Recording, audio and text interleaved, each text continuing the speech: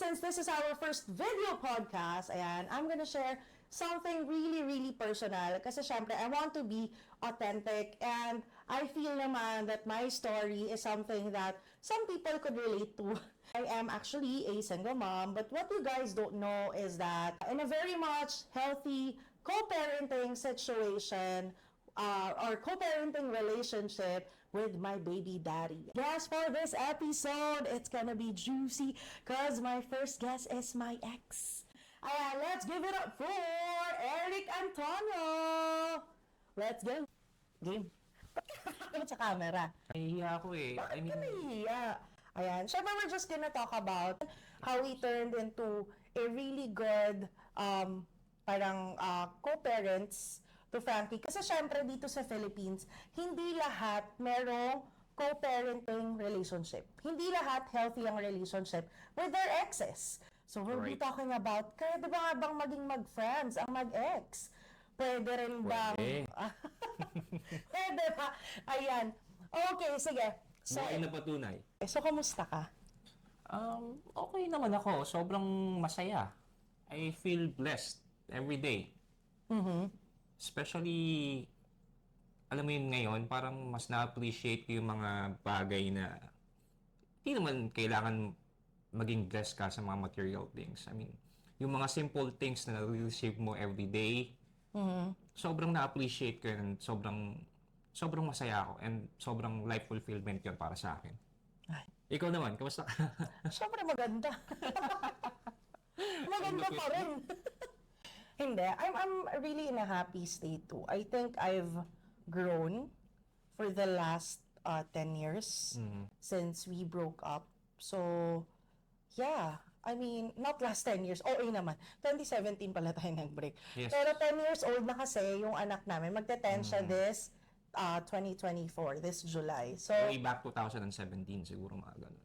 oo. So, since 2017 up until now, feeling ko I've really grown as a person. And feeling ko, ang lalim na rin ang pinagdaanan natin. Kasi wala naman tayong choice eh. Dahil may anak tayo.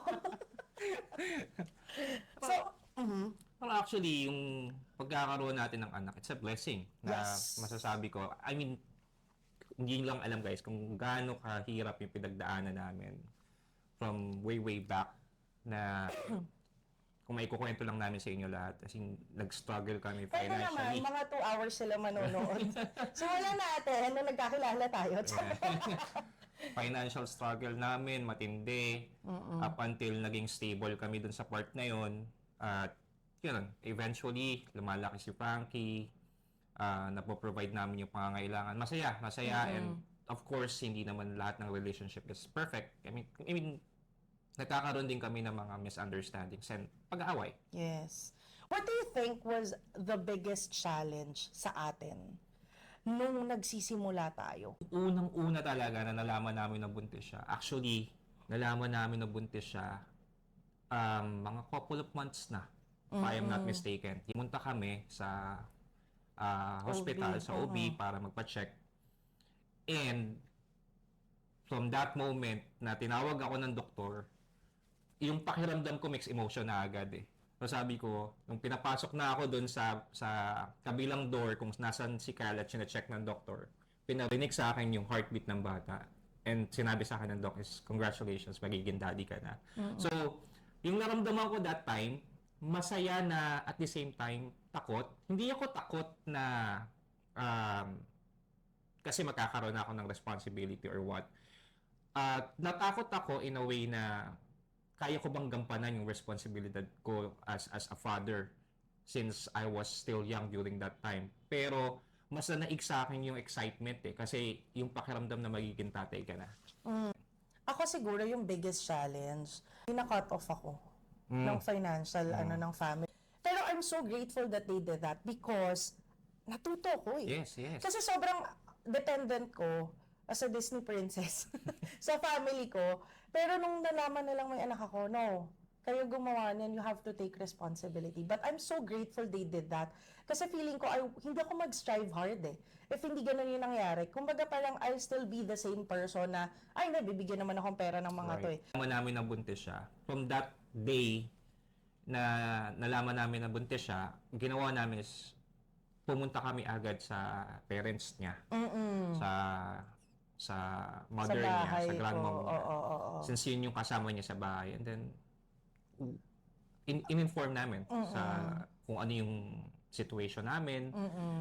Actually, nung time na yon medyo natakot ako. Pero since genuine naman ako na harapin yung parents niya, sabi ko naman, I'll take the responsibility. I mean, hindi ko sila pababayaan.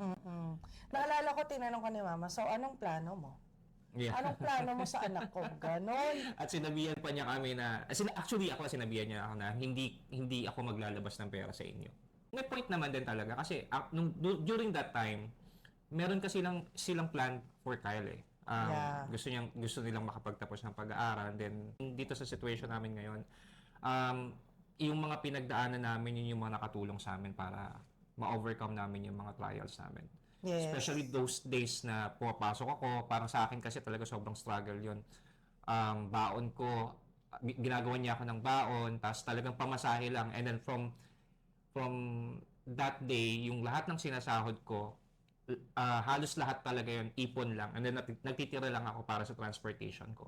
Kasi we only have few months left bago manganak si Kyle. And yun yung pinag-iipunan namin para at least hindi kami magkaroon ng problem sa hospital. Naalala ko noon, binibigay niya sa akin yung ATM niya, yung sahod niya. Kasi kailangan ko talagang tipirin. I had to keep a certain amount of money para yun yung budget niya for the next 2 weeks, and then the rest pang ipon namin para sa panganak. But ang swerte naman namin is kasi kahit na na-cut off ako financially ng family ko, pinatira nila kami ng libre sa bahay. So at least doon, kumbaga parang meron kaming matutulugan. Pero yung food namin, minsan kasi kami personally, nahihiya kami.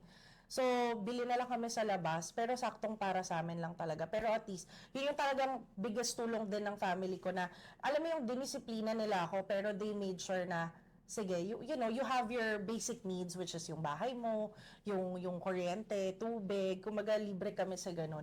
So, awa naman ng Diyos, nakaipon kami, and enough naman siya, tapos, ayun, sabi na ng parents ko, di ako bibigay. Hindi rin naman na-test. Nung nakita na yung baby, nagbigay naman. And then yung family rin niya, nagbigay. So, nakadagdag talaga siya. Ibang klaseng responsibility rin talaga pag nagkakaroon ka ng anak. And nung time na yon, feeling ko na parang even with all the hardships or yung challenge namin during the first year, parang parang one of my biggest life lessons. Actually, natatandaan ko pa nga nung time na yun eh. Nakipag-usap ako sa tatay ko. I talked to him. Tapos umiyak ako nun sa kanya. Sabi ko, magiging tatay na ako. So, kasi ako kasi yung tumutulong sa family namin. Breadwinner siya. Yes. And then, nung time na yun, kinausap ko yung tatay ko, yung dad ko. Sabi ko, magiging daddy na ako. So, ang worry ko kasi that time is baka hindi ko na sila matulungan. Pero ang sinagot niya lang sa akin na hindi ko makakalimutan, sabi niya, masaya ako para sa'yo. Ngayon, since magiging tatay ka na, gampanan mo yung responsibilidad mo bilang tatay. May his soul rest in peace si Papa, ayan. Si Pa, alam mo, iba rin talaga if ang lalaking anak napalaki ng tama ng magulang. Kasi, lalo na for situations like that, kumbaga parang it's to take responsibility. Kasi aminin natin in the world, and the society nowadays, my gosh, ang daming lalaki dyan, buntis ng buntis, they don't take responsibility. So, yung tatay ngayon ang unang sinabi, even if it meant na mawawalan sila ng source, kasi siya ang kumikita for the family Talagang, alam mo yun yung sinabi. Kaya up until now, I have a good relationship with his parents. And same with him. He has a good relationship with my parents. Kasi even my parents, even my family, gustong-gusto talaga siya. So, ayun, parang Actually, hindi lang parents niya yung ibang relatives din nila. Sobrang close din sobrang close din sa akin, and even my family, close din sila talaga. As in, nung time na fast forward natin ng konti, nung time na naghiwalay kami ni Kyle, medyo meron pa rin silang hope na sana magkaayos. Totoo yun. Walang joke. Magkaayos, ay maayos pa yung family, maayos pa yung ganito ganyan. As in talagang parang maraming hoping nung time na yon. Pero still, kung nasan kami ngayon ni Kyle, siguro ito yung Best masasabi ko na best situation. version namin. Yes. And ito yung pinaka-best part na parang nakikita namin yung sarili namin as co-parents na nagtutulungan as a team, nagti-teamwork Yes, para sa correct. anak namin. So, maganda. So, syempre, ayan, medyo na-introhan ko na kayo. Masyadong mahaba pag nag-focus tayo doon. Ayan. Pero, nagtanong ako sa Facebook ko and sa Instagram ko ng mga questions that they would want me to ask my ex. Ayan. Nakakabahan naman ako dyan. Specifically, my baby daddy. Ayan. Okay, game na. Wag lang- Siyempre, relax tayo. O, harap Okay, ka sige, na. sige. Okay, sige. My God. Lapit ka rito. And, Ayan. This is from a good friend of mine, Tenten Casasola. Hey, girl, ayan. Was there a moment you felt things started to change between us? I think before the final, yung breakup, na-feel mo ba yun? siguro merong konti, pero hindi eh. Hindi ko siya inisip na yun na yung reason para maghihiwalay kami. Kasi gusto niyang i-pursue yung career niya dun sa US. Ano sinabi ko lang sa kanya na, go ahead. Kung ano yung dream mo, supportahan kita. Sabi ko, mag-alala sa amin ni Frankie. Kasi kami ni Frankie, dito lang naman kami. Though hindi tayo nagkikita, hindi tayo makapagkita. Pero meron naman tayong, iba na ngayon eh, meron ng mga social media na magagamit para at least makapag-video call tayo every single day. Kaya lang, noong time na yun, sinabi niya sa akin, kaya lang, magiging unfair naman sa'yo. Kasi you don't believe in long-distance relationship. Pero nung mga una, wala pa. As in, kasi, ang instinct ko talaga, ang nasa isip ko lang talaga nun is, hindi ko hahayaan na masira yung family ko. Yeah. Kasi ganun kami ng family ko. I think that conversation happened nung I wanted to go back to school. Yes. Kasi gusto ko na mag-aral ng sa college noon. And graduate ako ng SPED. And I was thinking na pag natapos ko yung SPED, special education, magti-teacher ako abroad. So, nagsabi ako sa kanya. Tapos, fast forward, nung nakagraduate na ako, ganyan, after 2015 ako graduate, after 2 years pa eh. 2016, 2017, that's when we broke up. Yun naman, parang, I felt na ang dami namin kailangan gawin. And even him, naawa ko kasi parang feeling ko natali siya sa akin kasi he had to make a sacrifice dun sa career niya because walang mag-aalaga kay Frankie and I had to go back to school. Yeah. Plus, nagbe-business kami noon, which is yung online shop ko na nga ngayon and nagbabazar noon. And nung naging practical kami, financially, mas malaking kinikita ng business kesa dun sa nag-work siya. Time na yun naman. Sa akin naman, on my side, para maintindihan niyo rin. Yes, pumayag Face to ako. face pala. Pumayag talaga. Oo ba? Revelation. Pumayag ako noon kasi I respect her decision. Sabi ko kasi sa sarili ko, Pero naintindihan mo. yes. Kasi yung sa akin kasi, ayokong pilitin. Pero nakita mo yung rason. Yes, of course. Kasi ganun din yung sa akin eh. I mean, ako kasi yung sa akin, I gave up my career kasi nga gusto kong supportahan yung family ko kung ano yung napag-usapan nating plano. Which is tutuloy natin yung business, I'll take care of Frankie para less expense sa magbabantay ng kasambahay, mag-aalaga sa bata. And then, since kasi yung business namin doon, start-up pa lang eh. So, we're pushing. Saka yung baka sa mga dyan, judgmental dyan, unahan ko na kayo. Siya ang nagbantay sa bata dahil yung business ko damit ng pambabae. So, it was really something that I wanted at that time. And, Passion. oo, parang nagsimula lang siya, try lang, ganyan. Tapos, bigla na lang siyang nagbabazar na kami. Siyempre, even if I wanted to be a stay-at-home mom, hindi rin pwede because mas kabisado ko yung negosyo. So, I had to take the masculine role and he had to take the feminine role, which is to take care of our daughter. Tsaka nung time na yun kasi, from start-up, bigla na lang nag-boom yung business namin. So, biglang Ano pa tayo sa Wawawin, Yes, yung mga social na-feature, media, lahat. na-feature pa. Yes. So, ayun nangyari sa after the breakup. After the breakup, pumasok ako ng work. Sinimulan ko ulit yung career ko. Tapos, okay, nagkaroon ng ibang girlfriend. Magiging honest ako sa inyo. Nagkaroon ng ibang girlfriend, pero syempre hindi ko sila introduce sa family ko. Kasi syempre, ang tanggap kasi ang family ko kasi Sa mga naloko po, ayaw nila. sa mga naloko po nito, sensya na kayo. Actually, ayaw nila na yung medyo traditional way kasi yung family ko na ayaw nila na paiba-iba.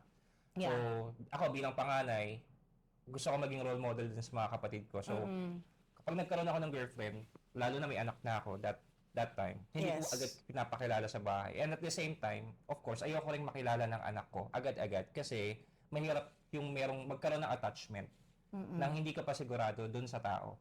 And parang sa side ng family ko, gusto nila si Eric. Kaya it was also hard for them to move on. I think kami naka-move on na, but our families weren't really able to move on. Kasi parang hindi talaga parang meron one time nag-post to sa Facebook, looking for wedding venues. Tapos nakita ng nanay ko, sabi ng nanay ko, tumawag. Galing US, tumawag siya. Sabi niya, kita ko, naghahanap ng wedding venue sa Eric. Sabi niya, Kyle, hindi na ba talaga kayo magkakabiligan? Sabi ko, ate, 4 na taon na kami yun. Tagal na nun, kasi matagal na talaga. 4 na taon na kami yun. Natatandaan ko yun. Ay, 4 na taon, sorry, 2 years. It took them a while and a little longer to move on from the breakup. Yeah. Ayan. I have another question. Ayan. Ito from my, paralegal friend. Para tayo magti-thesis defense. Ayan. From Daniel Ursua. So, what were your fears during the start of co-parenting that didn't turn out to be a struggle? Parang natakot ako na baka, walay na kami, so pwede ko na silang talikuran. So, we're not married. Takot ako na baka it would be an easy way out for him na pwede niya nang talikuran si Frankie and he wouldn't be present kay Frankie.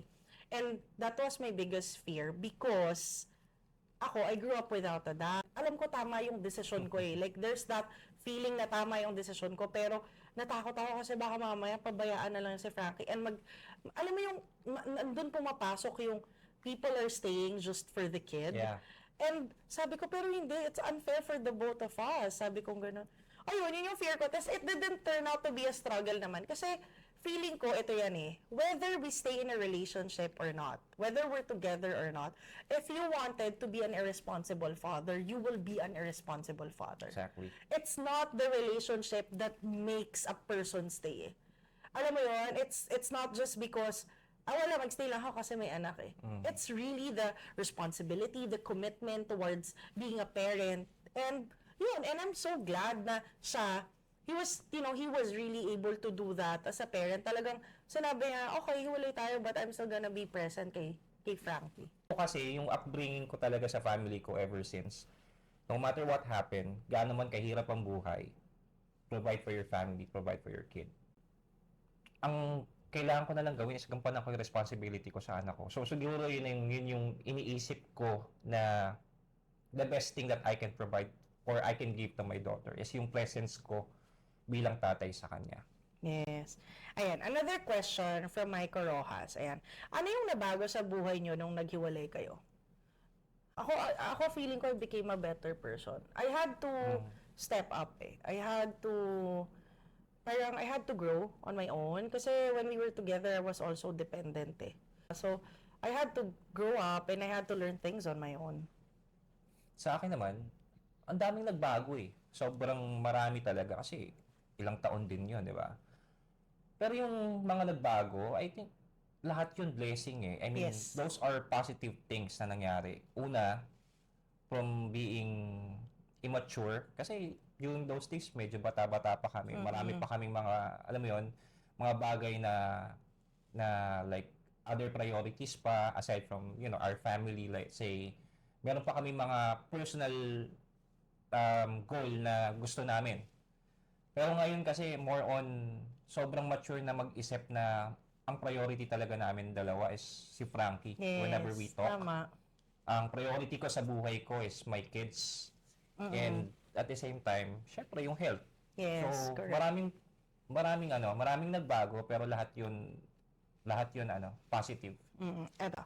What is the best lesson you learned after the relationship? This is from Sam Dulya. Hi, Sam. Kahit na hindi magkatuluyan yung dalawang mo partner, still, there's a way para mag-end up pa rin sila na maging maayos in good terms. Yes. Na tinutulungan nila yung anak nila, makapoprovide nila yung presence nila para sa anak nila, even if hindi sila nagkatuluyan. So, Yes. possible pala siya. Yeah. Posible. So, biggest lesson sa akin siguro is, hindi nyo kailangan maging kayo at hindi nyo kailangan piliting maging kayo para masabi nyong buo ang pamilya nyo. Kasi kami, lagi nararamdaman namin buo kami. And with our current partners, feeling ko, mas lumalawak lang kami. Mas lumalawak lang yung mga nagmamahal kay Frankie. Actually, totoo yan. Kasi yun pa, isang bagay na masasabi ko na sobrang blessed yung nangyari din sa amin. Kasi kami, yung real magulang ni Frankie, and then nagkaroon kami ng mga kanya-kanya naming, partners. And then yung mga partners na napili namin, sobrang understanding, Yes. sobrang tanggap nila kung ano yung setup namin. And at the same time, mahal nila yung bata. Bakit sa tingin mo natanggap nila yung setup? Well, kasi una pa lang, Na-explain. para sa akin yung sa side ko before na sinigurado ko kasi na in-explain ko muna sa partner ko ngayon na ito yung situation ko. Yeah. I'm a single dad, may anak ako, and sinusuportahan ko yon. And she understand. Diba? Parang yun yung tanggap niya rin. Yeah. Diba? So every time na bumibisita sa akin yung anak ko sa bahay, nakikita ko kung paano siya maging concerned, paano niya itrato din na parang anak din niya. So masaya ako doon na nakikita yun. And same thing din sa partner ni Kyle. Kasi sobrang masasabi ko na sobrang blessed ng anak ko kasi wala akong doubt na nakikita ko talagang genuine and sincere yung pagmamahal nila sa bata. Correct. Yung sa akin kasi, sinabi ko talaga dito sa partner ko na you can't get jealous of Eric. Because Eric will always be a part of my life. Not because my feelings pa, but because tatay siya ni Frankie. And I don't want to deprive Frankie from having a father. Yeah. Just for me to have a new partner. Parang feeling ko, sobra naman na yun para sa anak ko na, hiwalay na nga parents ko, tas I can't see my dad kasi nagsiselos pa yung new partner ng mom ko. So my partner understood. Kaya wala talagang selosan. Sometimes kaming apat, magiinuman kami sa house nila, magkukwentuhan kami. I mean, alam mo yun, kumbaga parang kaya siya eh. It can, it's a matter of choice. It's a matter of choosing a healthy relationship. But, this is tricky because even if you want it to be the same way, kung kunwari kayo, gusto nyo na parang kami, it takes two to tango, dapat pareho kayo. Yes, Hindi pwede ikaw lang. Kasi paano kung si lalaki, irresponsible, wala mangyayari doon. Hindi kayo mag-end ng good terms. Correct. Tsaka bukod doon, ang pinaka-secret talaga siguro na masasabi ko is communication. Yes. Huwag nyo nga alisan ng communication between the two of you and trying to explain those things to your partners para naiintindihan din nila. Correct. Ito na nga.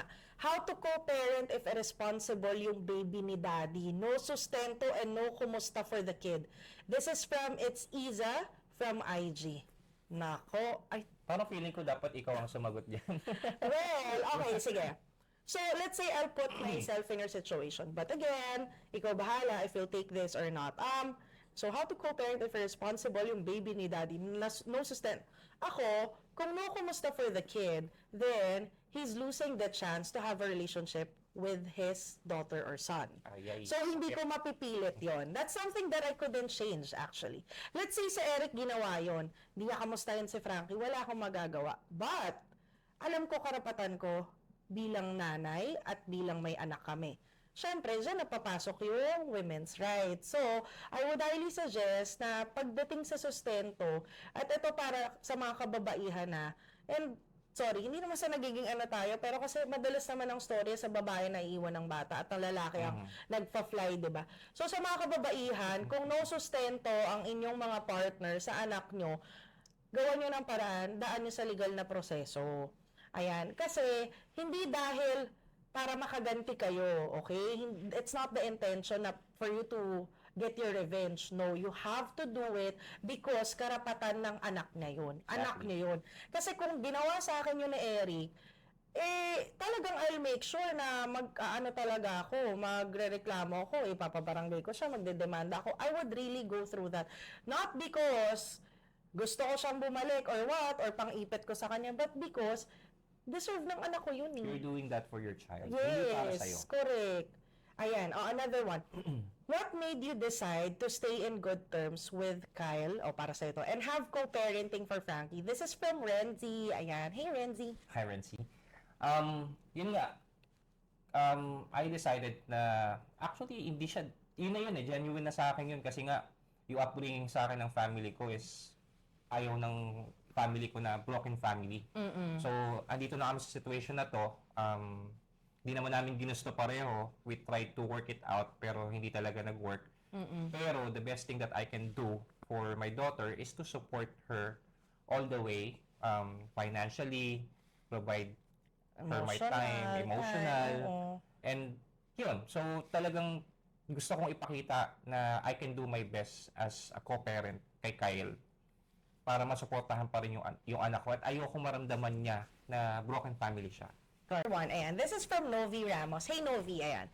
Is it possible to be connected and be a friend to your ex considering that you have a new partner? Yes! Yes, it is. Yes. But, meron yung may mga Case-to-case basis. case-to-case basis yan eh. Siyempre, if hindi third party ang naging reason ng breakup, Tama. mas madali. Pag third party, panloloko, nakabuntis ng iba, habang kayo, yun ang mahirap because may nasirang tiwala. Yung sa amin kasi, yun ang natira. That's why it was easy for us to become friends after because kumbaga the respect that I have for him and the respect that he has for me, na-preserve namin yun. Pati yung tiwala namin sa Kasi isa't isa. just wanna give you a background, nung nag-start kami ni Kyle, nung mga moment na girlfriend-boyfriend pa lang kami, sinabi namin to sa isa't isa eh. I'm not sure if natatandaan pa niyo or what. Pero, sinabi namin is, kapag naging tayo, make sure na committed tayo at walang lokohan. Yes. Kapag dumating sa point na na-fall out of love ka na, let me know. Para at least, hindi tayo dumating sa point na magkaroon tayo ng third party issue. Ganun lang. Ganun lang mag-work yun. So from that moment up until nagkaroon kami ng anak, as in talagang 100% yung tiwala namin sa isa't isa na maayos Yes. yung pagsasama namin. So, yun nga, you really have to communicate it. You really have Yes. to be honest with your partner na para at least talagang hindi kayo magkasiraan eh. Tatlo yung question niya. This is from KMB.Rodriguez Sa from akin yan, sa IG. Ewan ko. Feeling ko sa atin. Ayan. Okay. Ito. What's your most awkward moment when you started co-parenting? Natutulog kasi ako dito eh. Tapos siyempre, hiwalay na kami. Parang medyo awkward naman na may mga kasambahay si Kyle. Tapos minsan Natutulog. Wait lang. Iklaro natin yan. Natutulog siya yes. sa kwarto ng anak ko, ha? Yes, Kayo yes. talaga. Iniisip mo. Para lang malinaw. Oo. Baka pagka-uwi niya, after nito, paglabas nito, nakalagot siya dun Oo. sa partner niya ngayon. Baka mamaya may batok na ako. But anyway, going back. Minsan kasi, halimbawa, mag-staycation ako dito, like weekend. Staycation. Oo, totoo yun, ginagawa namin yun. Kasi we do that, hindi para sa amin na mag-bonding kami or what. Ginagawa namin yun para magkaroon kami ng oras para kay Frankie, sa anak namin. Correct. So we make sure na at least every weekend, kapag wala akong pasok, I gave my one day at least, or Overnight. man lang magstay dito para makasama ko yung bata. Yeah. And, okay, it's not gonna be for everyone because not everyone can understand that situation. Yes. But we're just so lucky that our partners are so secured with themselves that they would trust us na, okay, sige. Tama. Kasi talagang, wala makikita naman din nila pag nag-video call, nandun siya sa kwarto ng anak ko, and then ako naman, nandun ako sa kwarto ko. So, alam mo yun, it's just a matter of trust, and we're just lucky as well that we met people na walang jealous bone din in their body. Kumbaga, or siguro meron, hindi naman din mawawala, but they were so mature to handle the situation. Kaya saludo rin ako sa mga yun. Yes. Na ina-explain naman namin na we're good friends. Yeah. At hanggang ganun na lang talaga kami. Mahal namin yung isa't isa pero in a different way. Yun. Sa akin, yun din yung awkward because, na-awkward ako out of respect dun sa mga partners natin ngayon. Yes, exactly. That I don't think they would, parang they've given us so much trust and I don't think it's fair for them to hear yung mga ganong comments from other people. Yes, exactly. But, you know, I mean, that's why lagi namin na-explain na no, wala na talaga. Parang, wala talaga. Ayan, another question. Do you have regrets na sana ginawa mo to keep your relationship, especially for your child? Ako, since feeling ko I was the one who called the shots naman ng breakup. Not really regrets, but siguro more of like, ano lang, kasi nga natakot ako that he might fly away and not take responsibility kasi walay na kami. Pero, yung sabihin mong parang sana ginawa ko to keep the relationship, no, I really felt na parang we needed that to happen for us to grow. And, I'm so glad na I made that decision and he agreed kasi feeling ko if tumagal, baka hindi ganito yung relationship namin. Totoo. Kasi iba na rin yung away namin eh. I mean, hindi lang siya because of careers or what, but there were also other underlying reasons or factors why we broke up. It was, for me, at that time, we became unhealthy for each other. And we needed that break. And I'm glad na we did that nang hindi pa masyadong serang-sera kami sa isa't isa. Tama. Akin kasi, Parang wala sana ginawa mo. I can still remember the time na pumunta pa nga dito yung parents ko, talk to mama, nag-usap sila, we talk to mama, tapos pinag-uusapan doon is yung kasal. Ganda, gustong So, yun, totoo yan. pakasalan. Tapos after nun, nag-refuse si Kyle kasi ang gusto niya muna talaga is tapusin niya yung pag-aaral niya. Which I understand. Sabi ko, sige, maghihintay ako for the right time na okay na, supportahan kita sa school mo or what, or kung ano man yung mga gusto mo. Until, kasi yun talaga yung yung gusto kong mangyari para sa, kasi yung family ko, ganun, kasal, pamilya. Then sabi ko, sana ganun din ako para mabigyan ko ng, alam mo yun, blessed family, masayang pamilya, buo. Ganito, ganyan. So, yung sa regret, wala eh. Siguro, ngayon, masasabi ko na yung part na pag-refuse ni Carl, papasalamat ko sa kanya. Dahil may current partner ako ngayon, kung kasal kami, ano na lang. Kawawa yun, oo. So, ibig sabihin, kumbaga, yung mga nangyari sa nakaraan is pinapapasalamat pa rin namin kasi kung natuloy yung kasal namin that time, tapos hindi naman pala kami magiging okay, mas magiging struggle namin yun ngayon. Ayan, another one. Ayan. How's the transition when both of you decided to part ways already? Difficult. Yeah. Kasi nasanay kami na magkasama every single day. We're doing, di ba may business kami, so nagtutulungan kami dun sa business na yon while I'm taking care of Frankie at the same time, tinutulungan ko siya dun sa business na yon. And then, siyempre, naghiwalay kami. Nawala siya ng katulong sa business, technically. Ako naman, na-miss ko rin yung ginagawa namin, yung pagbebenta namin, yung pagbabazar namin, and everything. Tapos, syempre, of course, mamimiss mo rin talaga yung companion, yung sa inyong dalawa na nawala din. So, yun, medyo difficult siya, medyo struggle siya sa mga unang araw or maybe couple of months or years maybe. Pero eventually naman, magkakaroon ka ng realization na kung bakit nangyari ito. 'Di ba? Yung siguro ibibigay naman sa iyo yung mga tanong sa isip mo, magkakaroon ng sagot 'yan eventually. Yeah. And then magkakaroon ka na ng realization na kaya pala siya nangyari kasi merong better na plan para sa amin.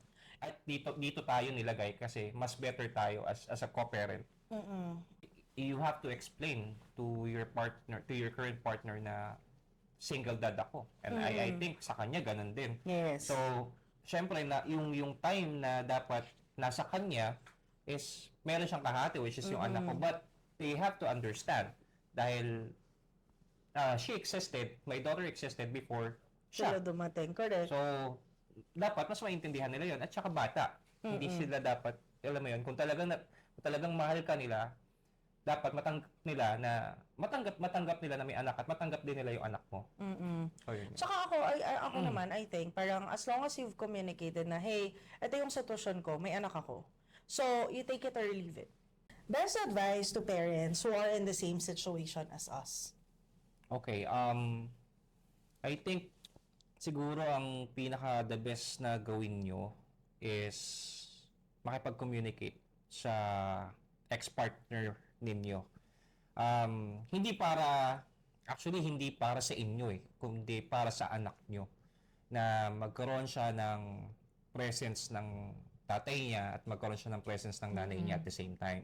Kasi importante sa bata na lumalaki siya na meron siyang kasamang magulang na kumpleto, na meron siyang tatay na pwede niyang kapitan kapag may problema siya at meron siyang nanay na pwede niyang pagsabihan kapag meron siyang problema or meron siyang kailangan.